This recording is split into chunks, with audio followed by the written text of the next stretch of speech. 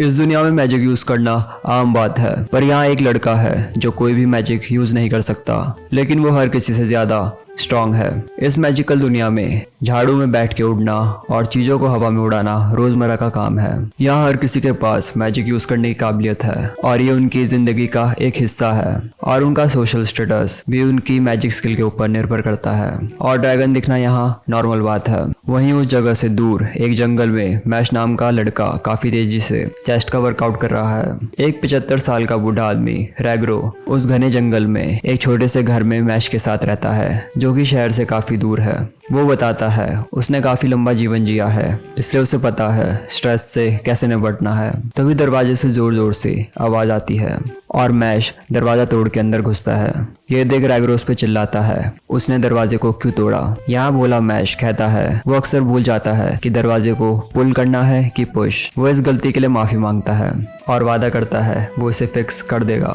Mash अक्सर ही सारे काम बिगाड़ने के बाद उसे सुधारने के लिए तैयार रहता था। वो दरवाजे को टेढ़ा पकड़ के उसे फिक्स करने की कोशिश करता है और आखिर में उसके 2 टुकड़े हो जाते हैं। ये देख रैग्रो सारी उम्मीद खो देता है। मैश उससे पूछता है वो उसे हर बार फिजिकल ट्रेनिंग करने क्यों भेज देता है, लेकिन रैग्रो ये सच बताने में हिचकिचाता है कि वो औरों की तरह मैजिक यूज नहीं कर सकता।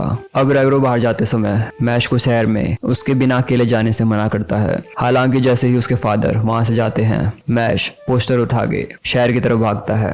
वो वहां पहुंचकर देखता है हर कोई वहां आसान से आसान काम मैजिक की मदद से कर रहा है। वो बेकरी में पहुंच के एक्साइटेड हो जाता है और अपना फेवरेट क्रीम पफ ऑर्डर करता है। एक्साइटमेंट की वजह से उसने कॉइन बैंड कर दिए थे। वो तुरंत ही उन कॉइन को सीधा करता है। यह देख के बेकर शॉक्ड होकर चिल्लाता है। अब हवा के झोंके से उसका हुड निकल जाता है और उसका फेस देख के वहाँ सब लोग उसे घूरने लगते हैं और फुसफुसाते हैं कि उसके पास मैजिकल मार्क नहीं है, जो कि इस दुनिया में हर किसी के पास है।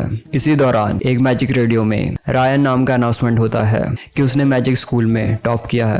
वहीं एक पुलिस वाले ने एक आदमी को बांध के रखा है क्योंकि उसने चोरी की है। वो उसे पनिश करने के लिए जाता है। तभी वहाँ फोन की घंटी बजती है और उसे इन्फॉर्मेशन मिलती है कि शहर में एक लड़का घूम रहा है जिसके फेस में कोई भी मार्क नहीं है। मैश अपने आसपास के लोगों के रिएक्शन से कंफ्यूज था। वो अपने फादर की दी गई वार्निंग को याद करता है और खुद से माफी मांगता है। अपने क्रीम पफ को एंजॉय करते हुए वो गलती से एक ड्रंक पुलिस वाले से टकराता है। मैश उसे काइंडनेस के साथ क्रीम पफ ऑफर करता है, पर ये देख के वो और भड़क जाता है और उसके क्रीम पफ को फेंक डालता है और उसे खरी खोटी सुनाने लगता है। मैश एक ही झटके में उसकी यूनिफॉर्म फाड़ डालता है और उसे वादा करता है कि वो इसे धो के उसे लौटा देगा। उसी समय वहाँ दूसरा पुलिस वाला ब्रैड वहाँ आता है और वो मैश को देखने के बाद वो नोटिस करता है कि इसी बिना मार्क वाले लड़के की रिपोर्ट की गई है। ब्रैड उसकी तरफ आगे बढ़ता है, तभी रैग्रो तेजी से आकर मैश को उठा के वहाँ से भाग जाता है। ब्रैड अपनी जेब से छड़ी निकालता है और मैजिक से एक स्पाई बर्ड उनके पीछे भेज देता है। अब घर पहुंचने पर रैग्रो मैश को उसकी बात न मानने के लिए बुरी तरह डांटता है। मैश भोला चेहरा बनाकर उनसे माफी मांगता है कि वो दोबारा ऐसा नहीं करेगा। मैश दिल का काफी अच्छा था और ये बात जानते हुए रैग्रो उससे ज्यादा देर गुस्सा नहीं रह पाता। वो उसे पनिशमेंट के लिए मॉर्निंग ट्रेनिंग रूटीन को दोबारा करने के लिए कहता है और मैश के दरवाजा खोलने से पहले उसके लिए दरवाजा खोलता है। तभी उसकी नजर मैजिकल बर्ड पे जाती है। वहाँ अचानक से ब्रैड अपने साथियों के साथ दीवार तोड़ के अंदर आता है और पूछता है मैश कहाँ है। वही मैश अपनी ट्रेनिंग कर रहा था, जिसे देख सारे जानवर चौंक जाते हैं। वो 5 मिनट में ही अपना सारा वर्कआउट खत्म कर लेता है और क्रीम पफ खाने के लिए घर लौटता है। हालांकि वो फिर से भूल जाता है कि उसे दरवाजे को पुल करना है कि पुश। तभी उसे अंदर से आवाजें सुनाई देती हैं। ब्रैड उसके ग्रैंडफादर को बता रहा होता है कि मैजिक के बिना पैदा हुए लोग इस दुनिया के लिए खतरा हैं और उनका खात्मा जरूरी है। जो मैजिक यूज नहीं कर सकते उनके यहाँ कोई जगह नहीं है, ना ही उन्हें जीने का हक है। रैग्रो से मैश के बारे में पूछे जाने पर वो उसे कुछ नहीं बताता, जिससे इरिटेट होकर वो उसे मैजिक से उठाकर दूर फेंक देता है। बिना मार्क वाले लोगों को पनाह देना एक सीरियस क्राइम है, पर रैग्रो फिर भी नहीं बताता कि मैश कहाँ है। रैग्रो अपने पास्ट को याद करता है जब मैजिक में वीक होने के कारण उसको मॉम से डांट पड़ती थी। वो आसान से आसान मैजिक भी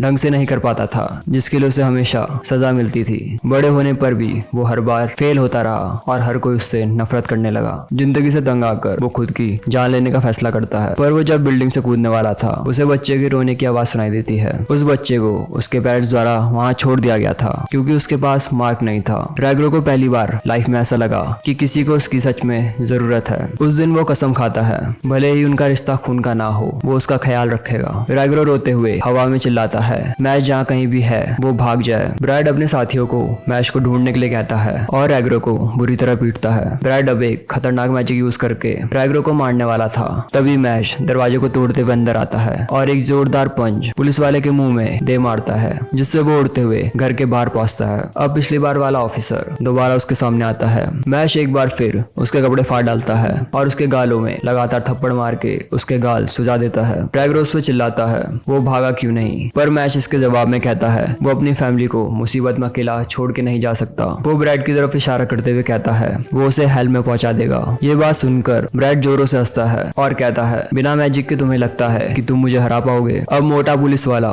ये देखते हुए सोचता है ब्रैड स्पेशल पुलिस फोर्स में है और वो शहर का सबसे बेस्ट जादूगर है, ये लड़का उसके सामने नहीं टिक पाएगा। ब्रैड अब अपना सबसे पावरफुल मैजिक स्पेल यूज करता है जिसे उसने ड्रैगन को मार गिराने के लिए यूज किया था। वो इस स्पेल को उसकी तरफ फेंकता है जिससे पूरे घर में धमाका होता है, पर धुएं के हटते ही दिखता है कि मैश को खरोच भी नहीं आई है। ये देख के ब्रैड सदमे में चला जाता है कि इस लड़के ने एक स्लैप में मैजिक को दूर फेंक दिया। ब्रैड को लगता है ये उसका लक था, इसलिए वो उसे हार मानने के लिए कहता है और लगातार उस पे मैजिक से अटैक करता है। पर मैश कभी उसके स्पेल को जगल करने, वॉलीबॉल की तरह हिट और फुटबॉल की तरह उससे खेलने लगता है। ये देख के ब्रैड पूरी तरह फ्रस्ट्रेटेड हो जाता है। मैश रैग्रो की छड़ी उठाता है। ये देख के ब्रैड समझता है वो मैजिक यूज कर सकता है, इसलिए वो अपना डिफेंसिव स्पेल यूज करता है, लेकिन मैश छड़ी उठा के तेजी से उसकी तरफ फेंक डालता है, जिससे ब्रैड का स्पेल टूट जाता है और उसके गाल में खरोच आ जाती है। ब्रैड पूरी तरह सरप्राइज हो जाता है और उसकी लड़ने की चाह खत्म हो जाती है। मैश उसे चेतावनी देता है अगर वो उसकी फैमिली को दोबारा नुकसान पहुंचाएगा तो वो उसे मार डालेगा। रैग्रो पूरी तरह चकित रह जाता है कि मैश की ट्रेनिंग सिर्फ सेल्फ डिफेंस के लिए थी, पर वो ये सब कैसे कर पा रहा है। ब्रैड हंसते हुए उसे ऑफर देता है कि हर साल एक स्टूडेंट को डिवाइन विजनरी के लिए चुना जाता है और इस टाइटल के मिलने का मतलब है गॉड ने तुम्हें चुना है और पूरी सोसाइटी को भी